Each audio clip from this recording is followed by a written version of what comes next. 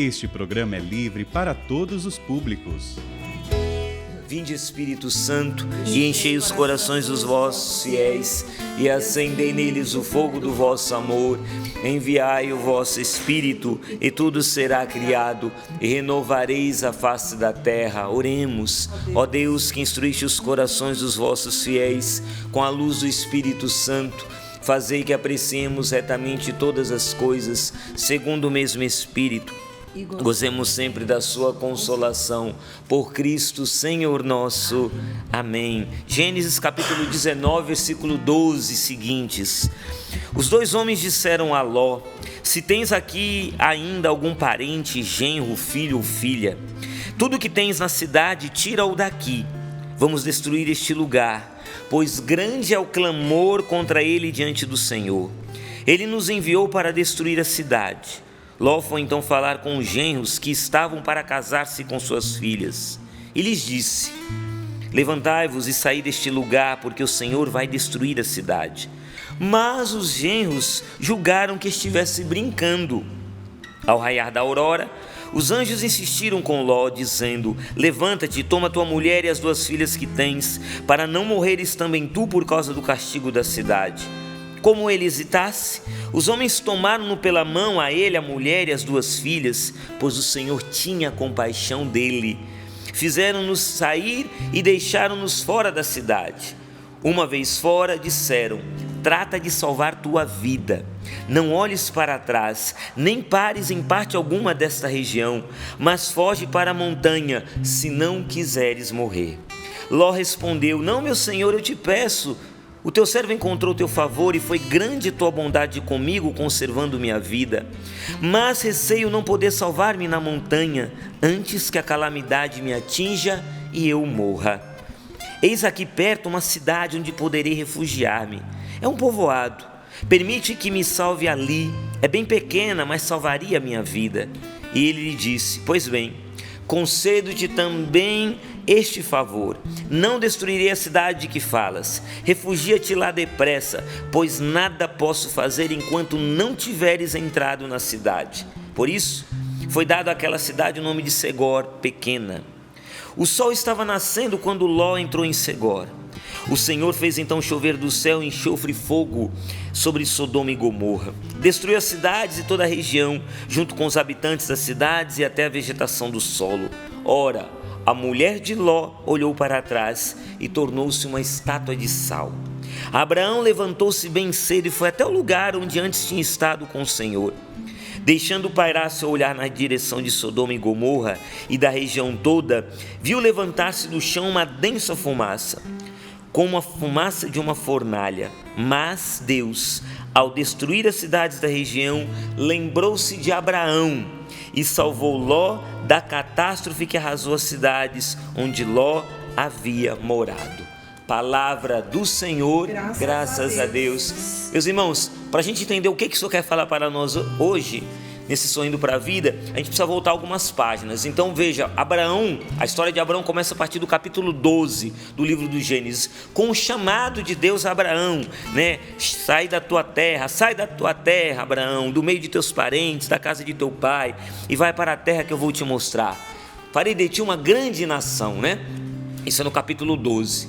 No capítulo 13, ali, Abraão, já obedecendo ao Senhor, vai para essa terra, e ali ele e seu sobrinho Ló, eles têm gado, ovelhas e tudo mais, vai crescendo, ambos vão tendo muita prosperidade.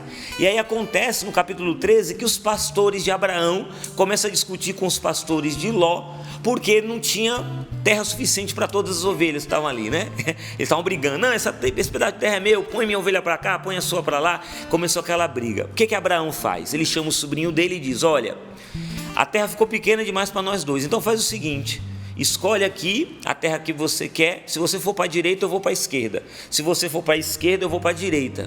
E a gente se separa, e aí vamos ficar em paz, para não ter briga entre nós, porque nós somos da mesma família. E aí Ló, que não é bobo nem nada, ele escolheu o melhor pedaço de terra. Na cabeça dele, ele viu uma terra ali fecunda do lado do Rio Jordão, falou: é para lá que eu quero. Cresceu o zoião e falou: eu vou ali, eu vou ficar ali naquela terra. E ele pega o gado, as ovelhas, os pastores, os que trabalhavam para ele, tudo, pega tudo e vai para lá. Abraão fica ali naquele lugar. E Ló vai para o melhor pedaço de terra. Só que o que Ló não sabia é que no melhor pedaço de terra tinha 2 cidades ali chamadas Sodoma e Gomorra, que eram cidades assim terríveis, de muita prostituição, né? Que o pecado subia aos céus, né? Aquela coisa terrível. Bom, o que acontece? Depois desse capítulo 13, aí vem uma série de acontecimentos com Abraão. Ele vai resgatar o seu sobrinho Ló, que é sequestrado. Tem até isso também, parece aqueles filmes de aventura, sabe? Aí Deus, ele conhece Melquisedeque, né? Aquele rei, sacerdote. Ele depois, Deus faz aliança com Abraão. Ele então vai viver a chamada circuncisão. Tudo isso acontece nos capítulos anteriores. E aí acontece, a partir do capítulo 18, a visita de Deus na casa de Abraão, que visita ele ali na tenda. Ele está sob o carvalho de Mambré, depois de ter sido circuncidado, e ali vem, no capítulo 18, vem 3 homens, que são 3 anjos. Inclusive, se tem um entendimento ali da trindade, né? Trindade que entra na nossa casa. O catecismo vai dizer que a nossa família, a família cristã, é comunhão, é vestígio e imagem da comunhão do Pai, do Filho e do Espírito Santo. Veja, família, nossa família, ela é vestígio e imagem da comunhão do Pai, do Filho e do Espírito Santo. Ou seja, a trindade habita em nossa casa. Até existe um ícone muito famoso, chamado ícone de Rublev, né? Que foi, esse Rublev era um pintor russo do século XV, e muitos vão se lembrar desse ícone, porque são 3 anjos que estão assim ao redor de uma mesa, né? Então aquele ícone, ele tem todo o simbolismo, né? Cada anjo representa ali o Pai, o Filho e o Espírito Santo, a postura de cada um, a cor das vestes de cada anjo, tudo tem um significado naquele ícone. É maravilhoso. Então há toda uma mística, todo um lado sobrenatural, e nessa passagem ressalta bem isso.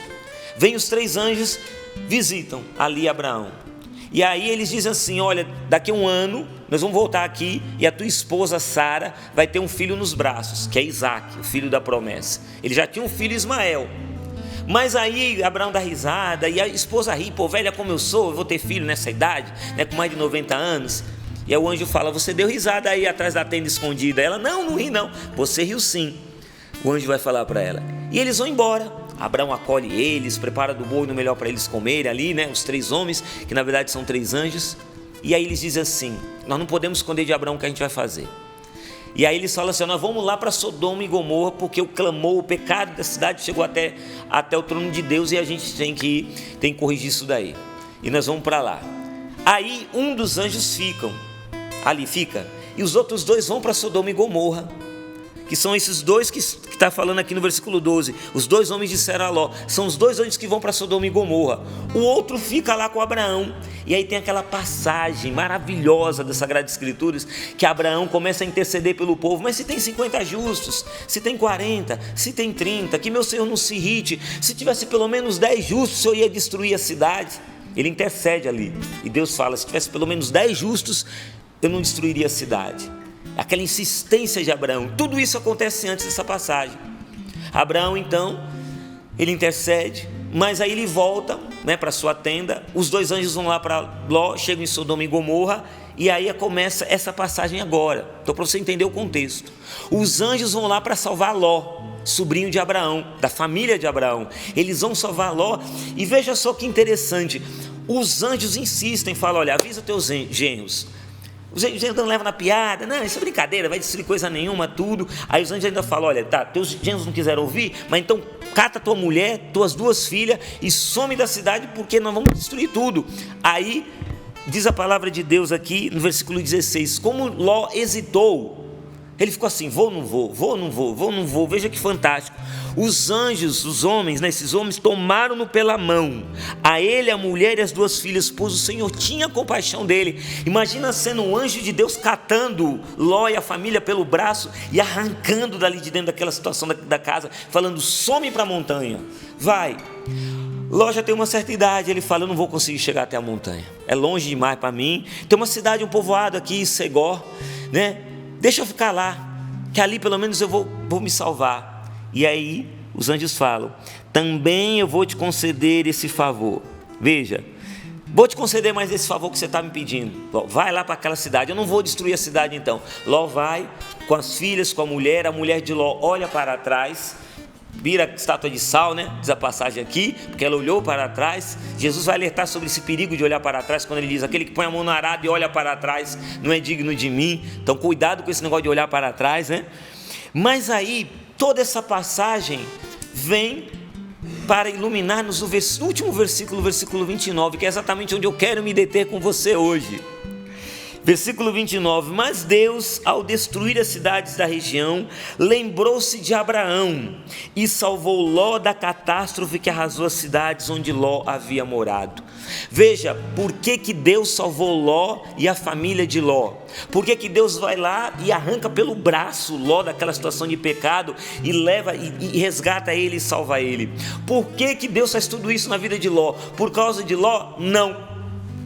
Foi porque Ló era um cara muito legal, muito bacana, muito bonzinho, muito santinho? Não. Pelo contrário, Ló era um espertalhão. Lembra que ele quis o melhor pedaço de terra?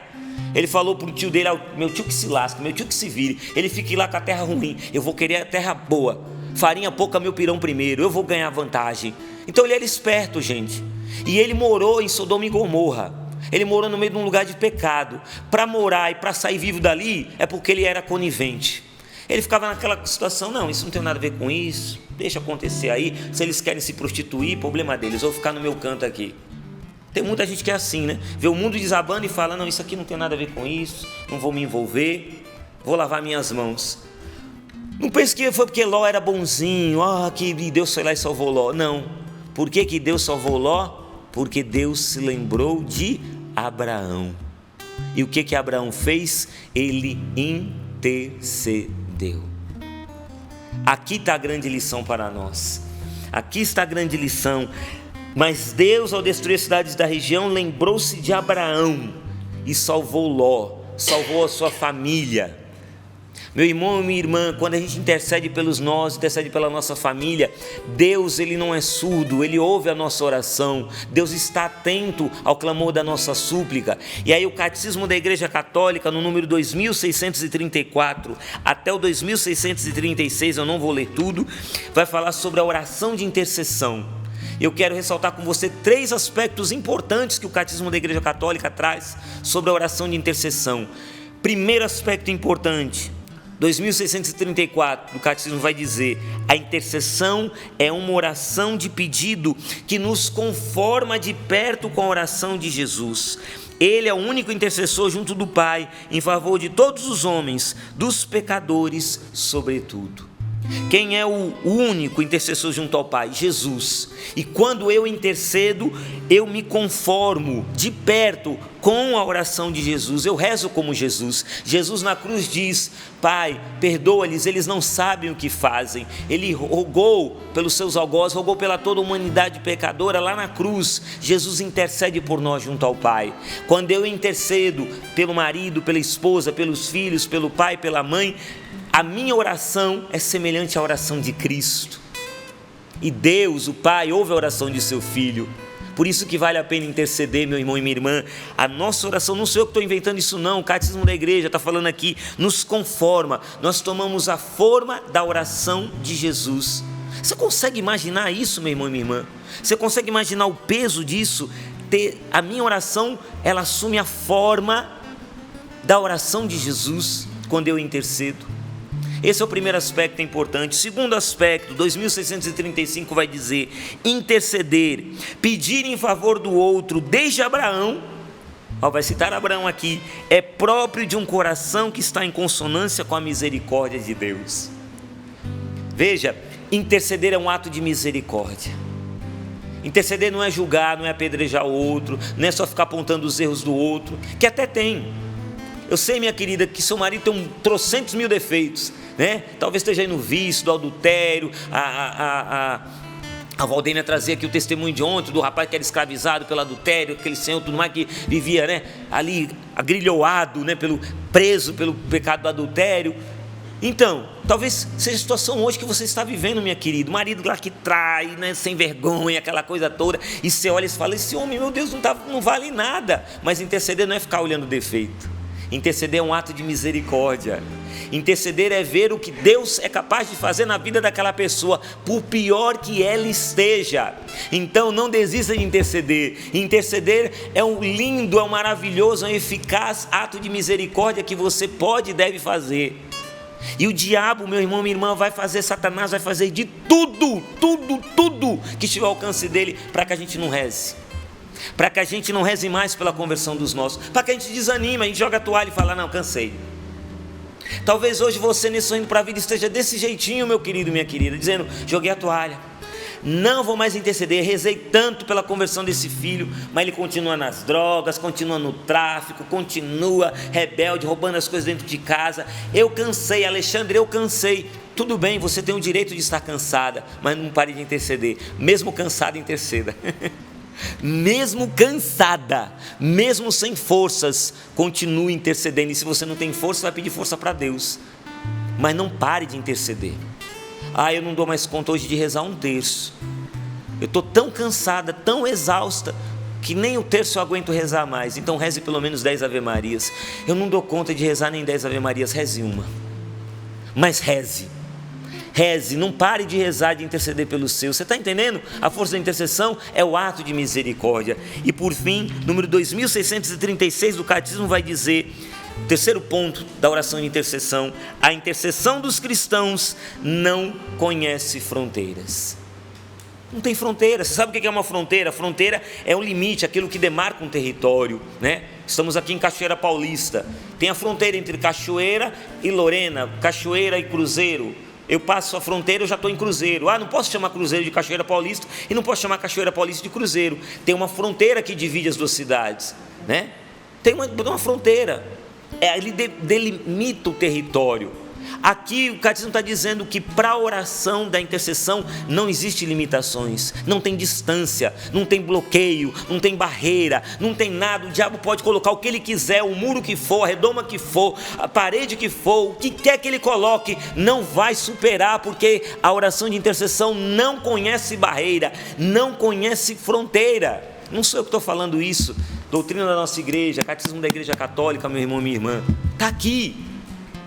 Leia depois 2634 e seguintes, até o 2636, aí você vai ler e você vai ver isso, para você ver que eu não estou exagerando nem mentindo. É isso, gente, não tem fronteiras para a oração de intercessão. E aí nosso pai fundador, Monsenhor Jonas Abib, nesse livro maravilhoso, Orando com Poder, né, sucesso, é um best-seller. Esse livro aqui você pode adquirir no loja.cancional.com, né? Ele vai falar aqui, já no final quase do livro, ele vai falar sobre oração de intercessão, página 108, eu quero ler para você o que fala, né? Esse profeta, o nosso pai fundador, ele diz assim, olha, presta atenção no que diz o Padre Jonas: nossas orações mudam o destino do mundo e da igreja. O mundo está em guerra, não está? Nós estamos vendo guerra aí para cima e para baixo. Nossas orações mudam o destino do mundo e da igreja. A igreja mais do que nunca está precisando de cristãos orantes. Se ela ainda vai tão mal é porque temos poucos cristãos que oram. Alguns acham que rezamos demais, mas ainda rezamos pouco. As pessoas que comem pouco e vem alguém comer um prato bem cheio, acham que ele está comendo demais. Infelizmente nós rezamos muito pouco. Mas Deus quer mudar todas as coisas. Ele nos chamou justamente porque não somos grande coisa. Chamou-nos e deu esse privilégio de sermos orantes, intercessores, de irmos com Cristo à sala do trono, à sala das decisões deste mundo. Ele quis nos dar esse privilégio. É uma questão de guerra, de luta. Nós que estivemos com o Senhor na sala do trono, somos enviados para o campo de batalha, vai dizer o Padre Jonas.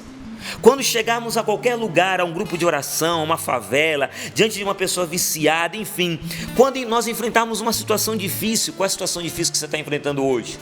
Padre Jonas está dizendo, é preciso que o inimigo que está lá nessa situação difícil, nesse lugar de pecado, o inimigo trema. Olha o que diz o Padre Jonas: trema diante da nossa presença, diante do Deus que nós portamos. Como a arca portava a presença de Deus, nós portamos, trazemos dentro de nós o Deus vivo e verdadeiro, e é preciso que o inimigo respeite ao Deus que trazemos. Os santos diziam, Paulo e meus irmãos, que quem recebe Jesus na Eucaristia é Cristóforo, isto é, portador de Cristo. É por isso que você precisa respeitar o Deus que você traz, o Deus que você porta dentro de si, respeitar a santidade de Deus que habita em você. É por isso que você precisa se santificar. Os tíbios, os monos serão vomitados pelo Senhor, que não suporta a tibieza. E aí Padre Jonas conclui dizendo: isso não é opressão, ao contrário, é libertação. O pecado, o mundo, a carne, eles sim são opressores, enganam e acabam conosco. É preciso assumir a santidade de Deus que está em nós. E porque a santidade de Deus está em nós, o poder e a autoridade de Deus também estão. Veja, o poder e a autoridade de Deus está em você, meu irmão. E aí está o papel do intercessor, 2 pontos. Aquele que se coloca no meio, aquele que se interpõe, como Abraão. O inimigo não quer saber do intercessor. O intercessor se interpõe trazendo Deus, trazendo sua santidade, trazendo o seu espírito, trazendo o seu poder, trazendo a autoridade daquele que rege o universo e que governará o mundo muito brevemente. E aí Padre Jonas cita 1 Pedro capítulo 1, versículo 15 e 16, que diz: antes, como é santo aquele que vos chamou, tornai-vos santos também vós em todo o vosso proceder, pois está na Escritura: sereis santos, porque eu sou santo. Olha aqui a camiseta, olha, que eu estou trazendo aqui: ou santos ou nada mais queremos ser. Essa camiseta lindíssima, né? Lançamento do Davi, né? Aqui, olha, pode ser sua, loja.cancional.com, fala de santidade. Camiseta aqui que eu estou trazendo fala de santidade. O intercessor, ele busca a santidade, porque quanto mais ele busca a santidade, a vida de oração, mais ele está portando Deus, trazendo o poder de Deus, trazendo a autoridade de Deus. E aí o que diz o Padre Jonas nesse livro maravilhoso, Orando com Poder? O diabo tem que tremer. Meu irmão e minha irmã, Satanás tem que tremer hoje na sua casa. Satanás hoje tem que tremer de medo no seu casamento. O diabo hoje tem que tremer diante da sua paternidade, da sua maternidade, na intercessão que você faz pelos seus filhos, noite e dia sem cessar. O demônio tem que tremer lá no seu local de trabalho, na sua faculdade. O demônio tem que tremer em todas as situações onde você está intercedendo, pelas quais você está intercedendo, porque o poder de Deus, a santidade de Deus está em você. Padre Jonas vai dizer: nós não somos grande coisa. O Alexandre não é grande coisa, a Paula, a Juliana, a Valdênio, o Sapo, nós que estamos aqui, nós não somos grande coisa, mas por graça de Deus trazemos essa autoridade. E aí intercedemos com essa autoridade. Meus irmãos, chegou a hora de interceder. Você precisa retomar a intercessão na sua vida. Eu estou falando para você que hoje está desanimado, cansado, que não está vendo os frutos dessa intercessão. Você que hoje está dizendo assim: já rezei tanto, Alexandre, já fiz tanta novena, já rezei tanta coisa, já acordei de madrugada, já fiz tanta coisa, já vigília, jejum, não sei mais o que. E quanto mais eu rezo, parece que fica pior. O homem fica pior, meu filho fica pior, minha mãe fica pior, não sei, fica pior. Aí você vê aquela situação que se apresenta a você, pela aparência você desanima. Mas o intercessor, ele não vê a aparência, ele vê aquilo que ninguém mais vê. Ele vê segundo Deus. Eu estou vendo a situação ali, o caos na minha casa. Só que o intercessor, ele não vê o caos, ele vê o poder de Deus, que é capaz de transformar o caos em ordem, transformar aquela situação de pecado num lindo processo de conversão e santidade. Você está entendendo, meu irmão e minha irmã? É isso que hoje Deus quer de você. E se você interceder, eu lhe garanto, o que aconteceu com Abraão vai acontecer com você também. O que diz a palavra de Deus é fiel e veraz, né? A palavra de Deus não mente, não engana ninguém. Mas Deus, ao destruir as cidades da região, lembrou-se de Abraão. Que Deus se lembre de nós pela nossa intercessão.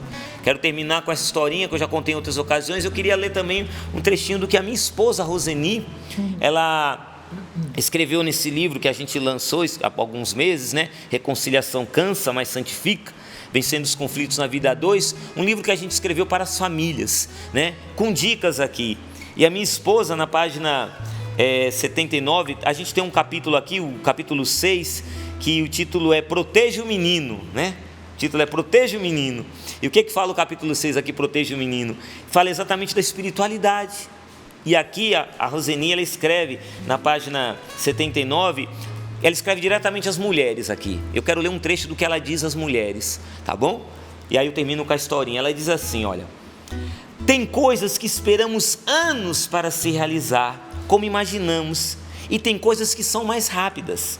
Mas se for mesmo inspiração de Deus e vontade dele, não nossa, acontece e a casa floresce em vida de oração. E quando você vir, eles, os seus familiares, estão rezando por conta própria. E que mérito você tem? Nenhum. Você intercede. Você, mulher, deixa seu coração pulsar oração em casa. Você exala a Deus do seu jeito de ser, apesar dos seus limites. E eu tenho muitos e bem visíveis, meus filhos e esposo que o digam. Cobrar que os seus rezem nunca vai ser o melhor caminho. Repito, cobrar nunca vai ser o melhor caminho. Digo porque já cometi esse erro e tive que me rever. O primeiro passo é você rezar, sustentar-se a você mesmo em oração e fortalecer a sua intimidade com Deus.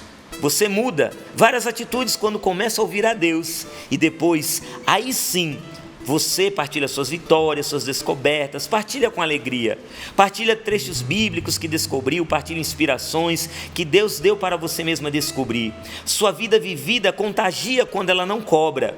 E em seguida, você convida para rezar uma dezena do terço, mais para frente convida para rezar o terço inteiro, e assim segue. É um caminho, não uma varinha mágica. Mas para você, esposa e mãe, posso dizer que nós sabemos ser insistentes e reinventar formas de convidar para a mesma coisa de jeitos diferentes.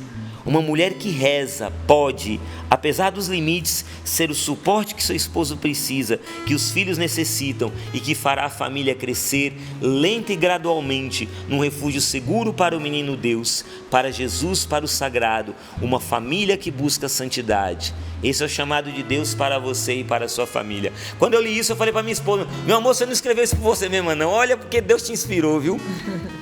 Que inspiração, que unção de Deus nessas linhas aqui. Que receita maravilhosa minha esposa está dando nesse livro aqui para as mulheres que estão acompanhando agora. Não é cobrar, é interceder, é rezar, é convidar para rezar. Primeiro convida para rezar e depois aí Deus vai te dando as inspirações, mas você reza, você não para de rezar. Termino contando historinha dessa mulher, eu já contei em outras ocasiões, mas ela se encaixa bem com tudo que foi refletido aqui sobre a intercessão, para você não desistir de interceder. Uma mulher pobre, coitada, ali, chegou o marido doente há meses, desempregado, 7 filhos para criar, chegou numa venda e virou ali para o vendedor e falou: eu preciso de dinheiro, eu preciso de mantimentos, porque minha família está passando fome. Aí o moço era muito avarento, muito ignorante, falou: não vou dar nada, você é caloteira, você não vai me pagar, eu não vou te dar nada de mantimento. E ele começou a tratar, o dono daquela venda começou a tratar com muita rispidez aquela senhora. Um cliente cristão que estava ali acompanhando, ele interviu e falou: não, pode dar para ela os mantimentos que ela está pedindo, eu vou pagar.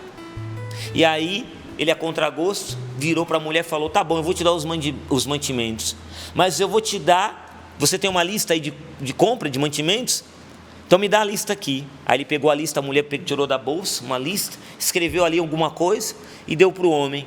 O homem, muito esperto, né? Metido a esperto, falou: olha, o quanto pesar essa lista é o que eu vou te dar de mantimento. E jogou a folhinha na balança. Para surpresa dele, na hora que ele jogou a folhinha na balança, a escala foi lá para a ponta. E ele: não acredito no que está acontecendo. O homem ficou ali atônito. O cristão que ia pagar a conta começou a dar risada, achando tudo aquilo muito engraçado, e ele começou a colocar arroz, feijão, farinha, macarrão, e nada daquela balança voltar ao normal. E foi colocando mantimento, colocando lata, colocando pacote, colocando um monte de coisa, e nada aquela escala vinha para o lugar. Depois de muito custo, muitos mantimentos, a escala voltou ao lugar. Ele falou: eu não posso acreditar. A moça pegou aquelas sacolas cheias de mantimento e foi toda alegrinha para casa, faceira. Ele virou para o homem e falou: o que está escrito nessa folha? Ele pegou a folha, dobrou ali a folha, e para surpresa dele não era uma lista de mantimentos, era uma oração. E na oração aquela mulher apenas dizia com simples palavras: Senhor, Tu conheces as minhas necessidades, o Senhor sabe do que eu preciso, eu coloco isso em Tuas mãos. Foi a oração dela. Deus ouviu, Deus se lembrou daquela mulher. E aí o moço, pagando, né, a conta, ele falou: valeu cada centavo. Essa história tem uma moral. Qual é a moral da história, Alexandre? Nada pesa tanto quanto uma oração. A gente falava o testemunho da mulher que dizia: minha vida é pesada, meu casamento é pesado, tudo é pesado, tudo é pesado, tudo é pesado. Sabe por que tudo é pesado na nossa vida? Tudo se torna pesado na nossa vida quando a nossa oração não tem mais peso. Porque quando a oração tem peso, a nossa vida se torna leve. Quando a sua oração, e a sua oração, eu quero dizer isso, eu quero terminar dizendo isso, a sua oração, meu irmão, e eu estou apontando para você dizendo, é com você que eu estou falando agora, Deus está dizendo, você que desanimou de rezar, a sua oração tem peso diante de Deus. Eu vou repetir, a sua oração tem muito peso diante de Deus, acredite, tome posse disso. Então reze, porque Deus está se lembrando de você. Pode interceder pelos seus, porque o milagre vai acontecer e você vai testemunhar isso. Não desista de rezar. Deus abençoe você. Amém.